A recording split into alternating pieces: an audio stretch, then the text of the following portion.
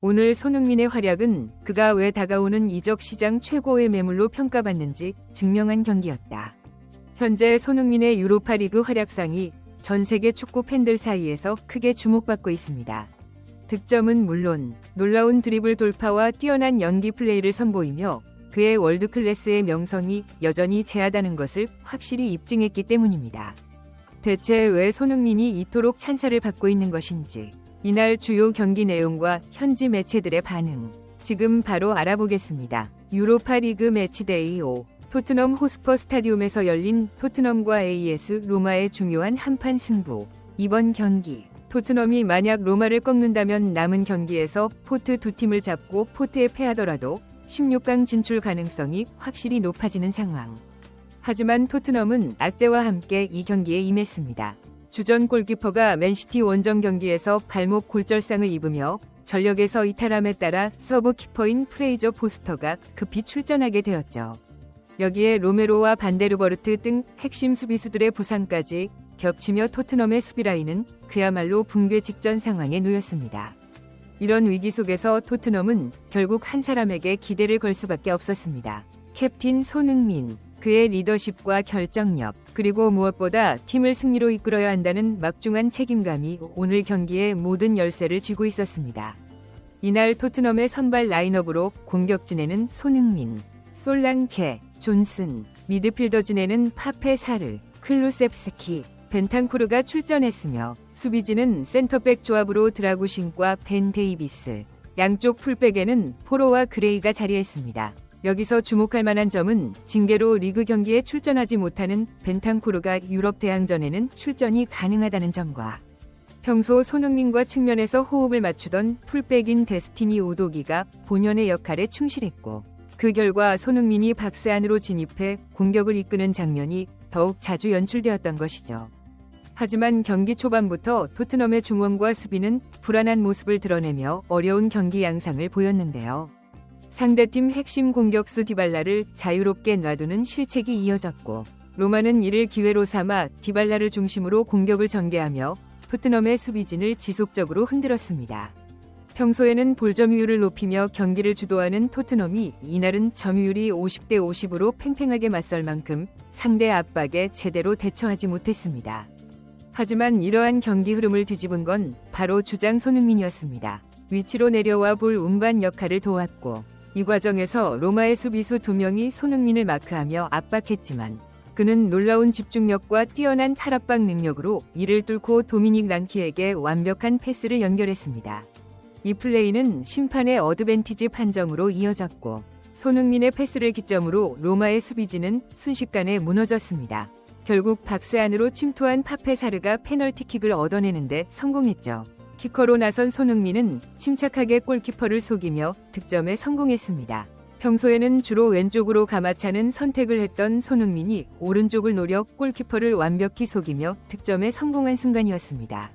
이 골은 손흥민의 유로파리그 통산 8호 골이자 이번 시즌 4번째 득점으로 기록되었습니다. 이번 경기에서도 손흥민은 상대 수비진의 집중 마크 대상이었습니다. 최소 2명이 협력 수비는 기본. 상황에 따라 3명이 마크맨이 붙을 정도로 로마는 손흥민을 봉쇄하는데 총력을 기울였습니다. 그럼에도 손흥민은 이러한 압박에 익숙한 듯 침착하게 대응하며 놀라운 패스 능력을 선보였습니다. 전반 14분, 손흥민은 박스 안에서 수비수 2명을 제치고 나서 클루셉스키에게 완벽한 패스를 연결했습니다. 그러나 아쉽게도 클루셉스키의 불안한 첫 터치로 인해 슈팅으로 이어지지 못했는데요. 그럼에도 손흥민의 플레이 메이킹은 멈추지 않았습니다. 박스 안에서 수비수들에게 둘러싸인 상황에서도 손흥민은 침착하게 수비수 다리 사이를 공략하는 절묘한 패스를 시도하며 클래스를 증명했죠. 하지만 이번에도 아쉽게 클루셉스키의 세컨드 터치가 한 박자 늦은 바람에 이 완벽했던 찬스는 슈팅으로 이어지지 못하고 무산되고 말았습니다. 그러나 이러한 손흥민의 활약은 곧 토트넘의 경기 흐름을 꽉 잡는데 결정적인 역할을 했습니다. 전반 25분, 손흥민의 패스가 클루셉스키에게 정확히 연결되었고 클루셉스키는 존슨에게 공을 건넸습니다. 존슨이 곧바로 슈팅을 시도했지만 공은 수비수에게 막히고 맙니다. 이어 튀어나온 공을 솔랑케가 오버헤드킥으로 연결했지만 상대 키퍼의 선방에 가로막힙니다. 이렇듯 이번 경기에서 토트넘 선수들은 여러모로 아쉬운 모습을 보였습니다. 브레넌 존슨의 크로스는 정확성이 부족했고 다른 선수들 역시 손흥민만큼 이타적인 플레이를 보여주지 못했습니다. 특히 전반 28분 사르가 결정적인 기회를 포착한 순간이 그 예입니다.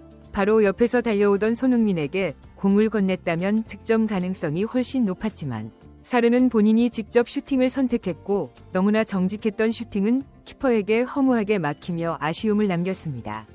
결국 이번에도 위기를 해결한 사람은 손흥민이었습니다.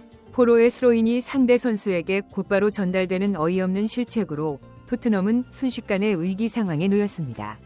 로마는 오른쪽 빈 공간으로 정확한 스루 패스를 연결하며 결정적인 찬스를 만들어내려 했지만 그 순간 나타난 손흥민이 재빠르게 공을 커버하며 위기를 막아냈습니다.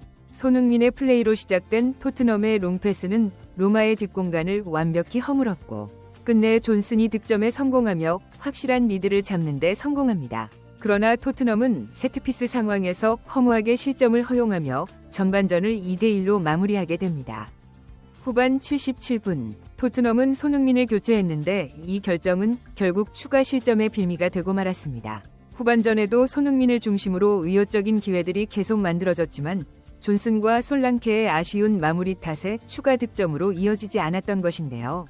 이후 손흥민이 교체 아웃되자 토트넘은 로마의 맹공을 막아낼 해법을 찾지 못했고 결국 실점을 허용하며 2대2 무승부를 기록하게 되었습니다. 이러한 결과에 대해 축구 전문가들은 리드 상황에서 손흥민을 교체 아웃한 결정은 자살행위나 다름없다고 평가했습니다. 손흥민의 역습 능력은 단순히 공격적인 역할을 넘어서고 있는 상대팀의 마지막 총공세를 저지하는 효과가 있기 때문인데요. 상대팀이 어떻게든 경기를 뒤집으려고 모든 선수가 라인을 높여 공격하는 순간 단 한 번의 실수가 손흥민의 역습으로 이어지며 즉시 실점할 수 있기 때문이죠. 때문에 한 점차 리드 같은 불안한 상황에서는 손흥민이 그라운드 위에 마지막까지 남아있는 게 무척 중요하다고 하는데요. 그러나 토트넘은 손흥민을 교체하며 그 핵심적인 전술적 균형을 잃었고 결국 로마의 맹공을 막지 못한 채 추가 실점을 허용하며 승리를 놓쳤던 것이죠. 경기 종료 후 손흥민은 팀 내 최고 평점인 8.2점을 기록했습니다. 특히 주목할 만한 점은 드리블 성공률이 100%에 달했다는 것과 4번이 결정적인 기회 창출을 만들어냈음에도 불구하고 동료들의 결정력 부족으로 도움을 기록하지 못했다는 점이었습니다. 이에 축구 팬들은 SNS상에서 포스테코글루 감독의 무능한 전술과 그리고 공을 잡는 족족 슈팅을 시도하는 토트넘 선수들의 이기적인 플레이에 대해 비판을 쏟아냈습니다. 또한 이러한 이기적인 플레이를 하면서도 결정력이 지나치게 부족한 상황에 대해 한탄했습니다.